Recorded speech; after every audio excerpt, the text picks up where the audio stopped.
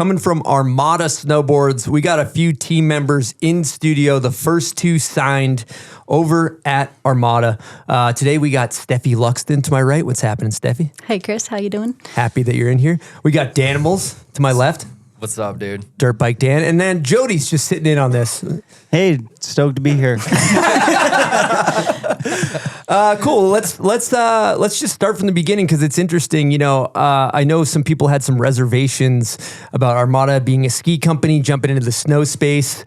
I know, Dan, you were the first rider that got called. Why don't you talk us through getting the call and why you chose to go with Armada? Yeah, it was. Honestly, the call was not that crazy because it came from Tanner and T-Bird. So those guys were, I don't know, those guys are the shit. I've known them for a long time. And Tanner was the guy that got me on ride. And he kind of called me and was like, all right, I got something for you. Like, listen up. Like, let's go through the whole thing and just like talk about this. And he kind of gives me the whole proposal, tells me what he's doing, how cool he thinks it can be. Talking about the owner who's involved already. And I'd always kind of joked with Tanner that, like, you know, when we were at Ride, it was so sick having him there. And I always joked by being like, yo, wherever you go, like, take me with you. And like, he gets out of snowboarding, years go by, it's just a joke, you know. And then all of a sudden he called me, gives me the rundown. I was like, all right, well, better put my money where my mouth is. Like, sounds cool, let's do it. And that was pretty much it for me. Amazing. Steffi, what was the call like for yourself? For me, Dan had already signed on and there was talk around the snowboard world. I feel like a lot of people had heard about it and a lot of people knew that Dan had already signed on. So when I got the call up, it was it was probably like around November, December. I can't really remember last year. And I was surprised actually. Like I was surprised that I was like someone that Tanner thought about calling up. So it was like an honor and just surprising, exciting, and pretty much a no-brainer as well. Absolutely. Yeah. That's cool. And it seems like talking to Tanner, once you guys signed on, other team riders were less hesitant. Now I want to get into, this is like talking to Tanner and T-Bird. I thought it's really interesting because it's kind of like starting a board brand for dummies. Like imagine you get the keys to a board brand and you're starting it from scratch, all new boards, all new shapes. You know, I don't know that all you guys had that much experience in starting a brand from scratch. What was it like with a blank canvas being like, all right, we're making a line of snowboarding? What was the process like, Dan? It was interesting for sure. They had like their engineers who they all know all good and well, like exactly what a board needs, how many we should have, who it's going to be for, the whole deal. But then, like me, Josh, Tanner, T-Bird, we're sitting there and we're like, well, we got ideas. We kind of know some things that we want, and we don't know all the ins and outs of side cuts and everything that we want necessarily. I have like a little bit of knowledge in that from selling boards in the past and knowing what I think rides good. But we were literally sitting there by being like, all right, there's going to be 8 snowboards. There's going to be 3 women's, 3 men's, 2 unisex, and we need to come up with shapes for everything. And we literally went to like a Kinko's, printed out like full-size pieces of paper, or like the full size of a snowboard, pieces of paper with cutouts of the shapes of snowboards. And we're just laying them on top of snowboards so we could get like the tip and tail, like rise a little bit. And we'd sit there and just mix like this nose with this tail, whatever, and just be like standing over them, kind of like, well, that looks pretty cool for a backcountry board, so let's try this. And then be like, same thing for whatever, park board, street board, unisex, whatever. And then we didn't have any women at the time, so like we would have really like liked it if Steffi was there, because we were sitting there looking over like women's boards by being like, well, I think this looks, hopefully they like it. This seems pretty cool. And then like, luckily it was not bad. And I actually think that some of those boards turned out better than our boards. Like like the board that you were riding, I was like, I want this one under my feet more than I want the one that I have under my feet. So yeah, that was kind of our initial process. Yeah, I'm also curious too. This year you guys get the prototypes. You're filming for Videograss. You're filming for 32. Brand new prototypes. Like, how were the boards prototyping them? My first round, I remember opening up the box at the start of December, and I was my immediate reaction, I was like, whoa, what did I get myself into? That was like my first reaction, because I was like, I didn't really think about the process of getting on a new board and like also having like this project to film for, and just like, it was like kind of working overtime a little bit. But pretty much immediately, as soon as I started riding them, I was like hyped on them. We did, for the women's line, we did go through a couple of different shapes, and like I went back to the engineers a few times to change it up, like to make it like really specific and what I was stoked on. So we changed up the one board that I really helped out with. We changed it up like 3 times to make it like really, really dialed and amazing. And Can I just jump in on what specific changes, like when you're getting a prototype, you don't like it, what were the tweaks that you made to make it how you wanted it? So the first round, the board felt great to me, but looking down at the nose, I wasn't 100% hyped on it. I didn't love looking at the nose of it. So we changed the shape of the nose to make it like look better. And I don't even know why that even matters, but it does. I think especially when you're building a brand from the ground up, it's like that 100% matters. So that's the first thing we did, and then we like tweaked a lot of other things along the way. But that was like the main the main thing we focused on in the second round of like building the board, was like the look of it. Well said. Dan, you make any tweaks? Yeah, we made a lot of tweaks. But going back to like looking at the board and making sure that you like the way it looks and everything, it's like Jody was talking about this last night, and he was like, look good, feel good, ride good. And like it goes on all aspects, from like outerwear to board to colors to whatever, But I just popped up my Well, the look down factor is critical. Jody, would you like to chime in on the look down factor? I've been I can't. Thank you for tossing the ball. That is huge. Looking down at a board that doesn't look good, like I'm just gonna go like if I was like the skate banana, if I was to look down at that board, for me, I would just be bummed out. Like the reverse camber, like did you guys go reverse camber? Any reverse camber stuff that you guys are doing over there? No, not a fan of the skate banana. Not a fan of the skate banana reverse camber look, wavy edges. I just think it looks weird for me. But yeah, I think the look of your board's huge. Over to you, Dan. Yeah, we don't have anything that looks like the skate banana, so I think we're good. But skate banana's catching strays today. I have nothing but love for GNU. You know what I mean? Or is that a LibTech? Oh God! And I'm fired. But yeah, we made a bunch of changes. I mean, our engineers are awesome, and it was easy right off the bat for them to make a board that's like a good board. And that was the first thing that we figured out, is it's easy to make a good board, but it's hard to make a great board.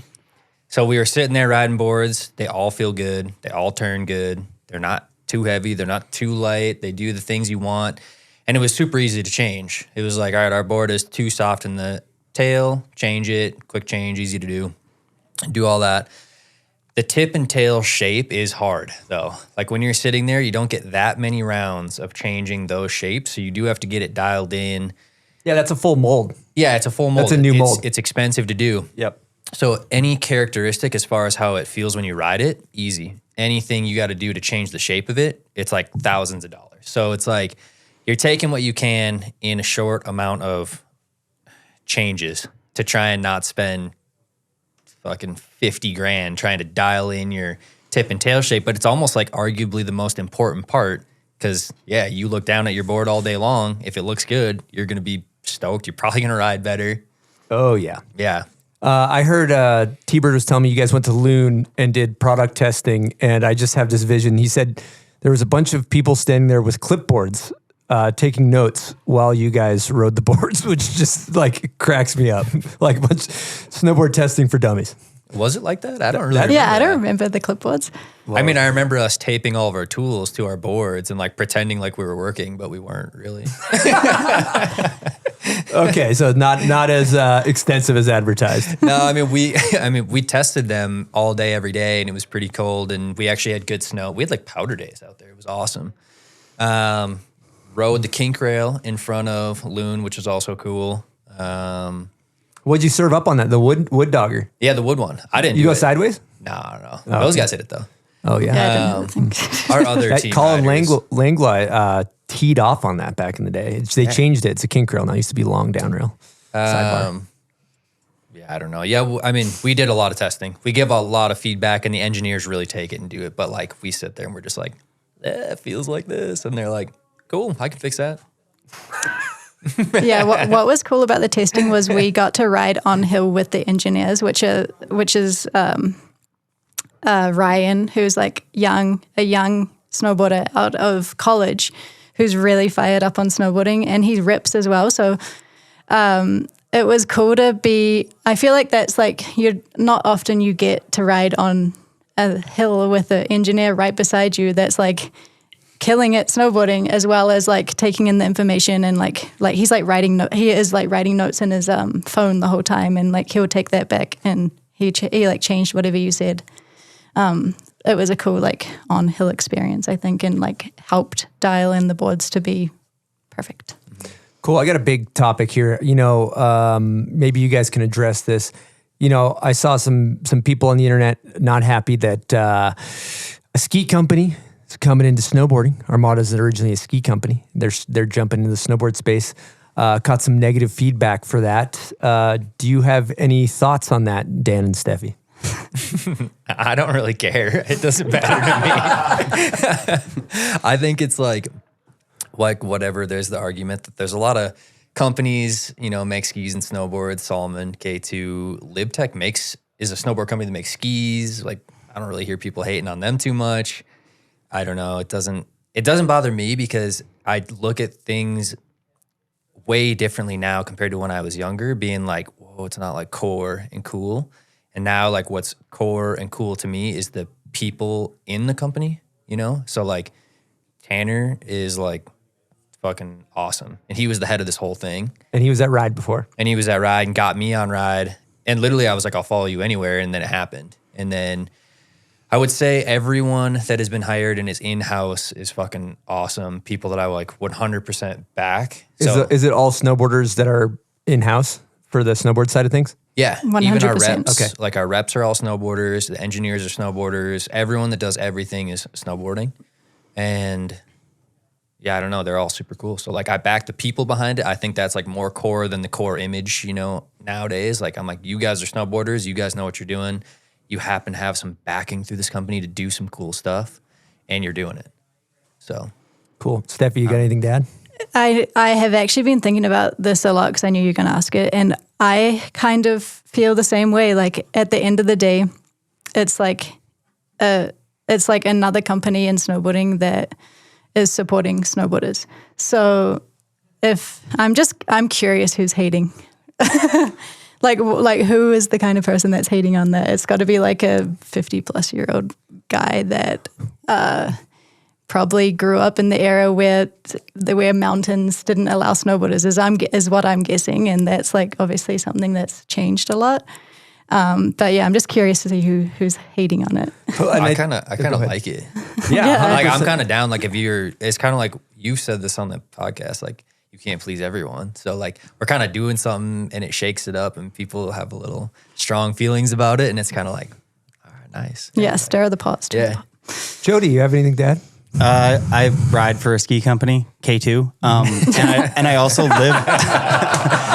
I live in the mountains where, like, you know, a big portion of my friends ski and snowboard, and I grew up in Winnipeg, and it was just snowboarding, and then moving over to the West Coast, I had that stigma from like the older generation that are 50 plus that are like, back in my day, we didn't get along with those people. I'm like, then I moved out to Whistler, and like all my close friends, Sean Pettit, Kai Peterson, etc., are all skiers, and they're amazing. And I'm like, oh, that stigma I was like almost brainwashed to have this mentality where like I don't like skiers, and like I really get along with a lot of them. A lot of skiers are louder and a little bit more rambunctious and have a little bit more energy when you go out with them. So sometimes it's a little overwhelming. So I don't think that we need to make like hybrid snowboard ski movies, but I like skiing.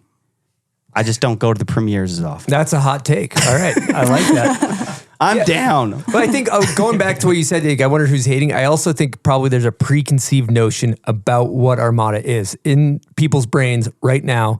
Until the brand is launched, Armada is a skiing company. So they're like, okay, a skiing company is coming into the space. But then, like K2, like Solomon, they build a sick team. They do cool movies. They do cool projects. And all of a sudden, people are like, sometimes like K2 and Solomon by some people are regarded as like they're some of the cooler companies and they're ski companies, So, any rate, I digress. But what's your take on it? That's what I just said. It's like, I think a company is the people surrounding the company, like you guys have said. And that is literally what a company is the people that are a part of it. And so that's it. If any company out there is taking the hard-earned money from selling products and putting it in people's pockets so they can make a living riding down a goddamn hill, God bless them. You know what I'm saying? Because that's it. It's really simple compared to you don't have to swing a hammer so you can go front board a kink rail. Fucking God bless them. That's my take. I also I can't remember a time recently where it's felt like there's been a big push from a company to get in, and I think this feels pretty cool actually. Like that a company's coming in making this big push. It's been pretty quiet. Everyone in the industry kind of knows and all that, but. I don't know. Like when I was younger, it was like there's like cool core companies and things all over the place. There's brands all over the place. And now I feel like there's a lack of brands all over the place. So it does seem fun to be a part of that. It's like happening and adding another company, whatever. Totally. I want to speak on a cool experience I had with the brand too.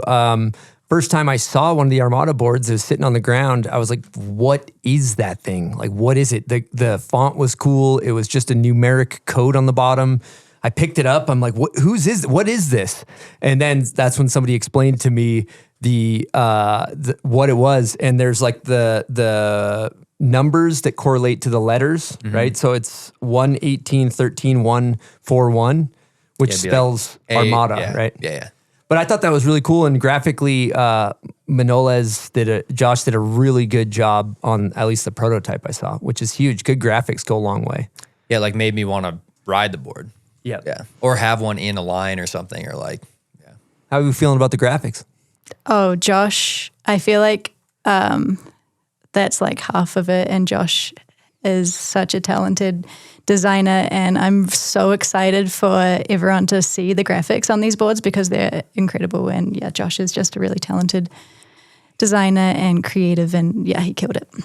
One note I have too is there's a team, 4 girls, 4 guys, equal product for men, equal product for women, something we haven't seen in the space. Who kind of spearheaded that? Whose idea was that? How did that come to be, Steffi? That's all Tanner. Tanner is I think he had that idea from the get-go before anyone was even on board. And it's something that I feel like is so cool and amazing for women snowboarding because I don't even know if it's ever happened before, and it is needed because we need like these brands to support women equally, so we all have the same shot at it because it hasn't really existed. So that's all Tanner, super stoked on that. And I'm like, it was another thing, like going back to your first question for me, when I first got on the phone with Tanner, he brought up like how he wants to like get suggestions from me to help build the team. And immediately I suggested someone that's on the team currently. And he listened and like immediately got to it and spearheaded it. And yeah, it's a full four men, 4 women's team. So does that make you like more proud to fly the flag, just knowing that? Absolutely. Yeah. It makes me like really, really proud and really, really excited for the future of women's snowboarding. Hell yeah. That's awesome. Love to see it. Also, sidebar, I saw your back 7. I don't think it's out currently, but God, pound the potato. That was friggin' insane. Steffi has a back 7 in the 32 video that is elite. Thus proving those boards must be pretty good. Yeah, that is the board that's coming out. So it works in the backcountry, on the park, rails, wherever you want. It works everywhere. Plug. Dirt bike Dan, you like the boards? You all right with them? I'm loving them. Yeah. Yeah. Like McDonald's, I'm loving it. Yeah. I mean, I've been taking them everywhere. They've done everything I want them to do. Whatever. Comparable to nothing, they're better. No, they're awesome. Yeah. One other thing too, Jody, maybe you could tee up the journey that you're on. You mentioned some weight loss stuff you were going after. Steffi is going to school for like nutrition and like being a person that can help with sorry, you can explain that better than I can. What are you going to school for? I'm going to school for sport and exercise. So not nutrition. Sorry. There's nutrition papers in there, Okay. but it's like it's exercise prescription is what it is, the major. If a friend of mine that happened to live in like British Columbia area wanted to lose weight, what do you recommend? Well, Quickly. go outside and go up those mountains. Summer, winter, whenever. Outside is your best bet to lose that weight. Quick question. Cardio before weights or weights and then cardio? It depends. I mean, it doesn't even matter. Like, whatever you're feeling, I think. Exercise is exercise. So, Eat before working out or after? before, for sure, you need the energy. What if you don't want to exercise and you want to lose weight? Good luck. No. Does manifestation work at all when it comes to weight loss? All right. Well, thanks for coming on, guys. This is a great chat. Appreciate it. Thank you. Thank you, dude. All right, great chat with Steffi and Danimals. Getting right back into it. Do you guys know who's on the Armada team? Yes. Go through. Let's see if you got it. Danimals, Correct. Steffi, Alec Ostring, Mike Little, Justin Phipps, Egan Wint, Jubes Pelshat, and Ivica Jurgensen. Damn, I think you got them all. Did you say Alec too? Yep. Yeah. Good team. What do you guys think of the team? Stacked. Awesome team. Stacked. That's a All lot of my favorites. incredible Awesome snowboarders. team, sure. especially because they're all pretty much coming from spots where they maybe could have got a little more love previously. Well said. Which is an interesting topic. You know, seen a lot of people arguing on the internet about this lately. Ski companies making snowboards. A lot of people have like hesitation against this Armada thing. What's your guys' take? Bodhi, why don't you start? What's your take on ski companies making snowboards? Well, I ride for a snowboard company that makes skis that came from skiing, and nobody bats an eye at Solomon, you know. But they've been established forever. Personally, I think it's great if Armada comes in and supports the community and supports snowboarders and snowboarding, and really a company in my eyes is just who the people involved. And from my understanding, there's awesome, great people behind Armada running the snowboard program. So yeah, I don't have any problems with it. I'm for it. Was you two were at the beginning of Solomon, right? Was it like this No. stage? No, Solomon was there Doing long boards. before us. They had like Michael Chuck back in the day. There was Okay, kind of sick. different versions of the team. When they first came out, their stuff looked a little interesting. Like they had black snowboards they just kind of didn't do it right at the beginning. But then, But they did that heavy kind of revamp. yep, Bodhi and I were on the revamp. So this is kind of like similar to that stage where they put on a sick new team. And like, was there that conversation of like, this is still kind of whack? And you guys were making a chance to like take that offer? I think Solomon was perceived as kind of whack before Hava came in and built the new team, and it took a while, I think, but But it kind of had the same feeling that Armada has now, where you can look at it and be like, yeah, this was previously pretty like ski heavy, but like, look who they're bringing in. Like it's going to make some waves. So Yep, they make good videos. They have good riders. Fuck, Yeah. I just want to see that shit. I guess my only gripe is just the market is oversaturated, and I guess the question is, do we need another snowboard brand? But that's not That for me question's to. above my pay grade. And this is an interesting take. One of our Instagram questions just said, hot take. Everyone again. Oh, this is from Solja Border. I think this is a hot take. That's why I'm saying it on air. It says, hot take. Everyone against Armada must also be against Zeb on Jordan. I mean, if you think about it, like Jordan isn't a snowboard company, but I'm so fucking pumped to see Jordan get the bag. What's the difference? Or see Zeb get the bag, rather, not Jordan get the bag. Jordan's got the bag already. I mean, if anything, Nike has a little bit less credibility than any ski company, but it is sick to see Zeb get the bag. Yeah. Dude, it's fire. Their videos are really sick too of Zeb coming out with the ice cream truck, and like that stuff fires me up. 100%. Yeah, I mean, the thing is, it's new, it's weird. It's okay to be critical of new stuff. I think if they have the right team, they're going to come out with videos. All the people that are talking shit are going to be like, in a year, okay, this is fucking sweet. You know, it's going to be awesome. That's my take, but it's okay to have reservations against that and stuff. Loki, I think like among ski brands, like among skiers that I talk to, they think like K2 and Solomon like aren't the sickest, and they think Armada is In the ski space? in the ski space. So them like having that upper leg, like they're already cool among people. So like they got a good shot. I don't know. Cool. Yeah. Cool.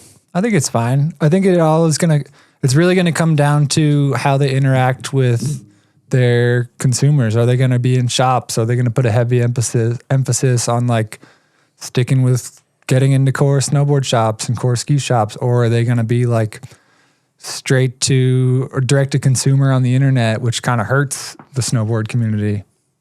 So I think that's going to play a big factor. I think they are going to do that. I mean, they got Trevor, and like we said before, everyone that works there like knows what they're doing.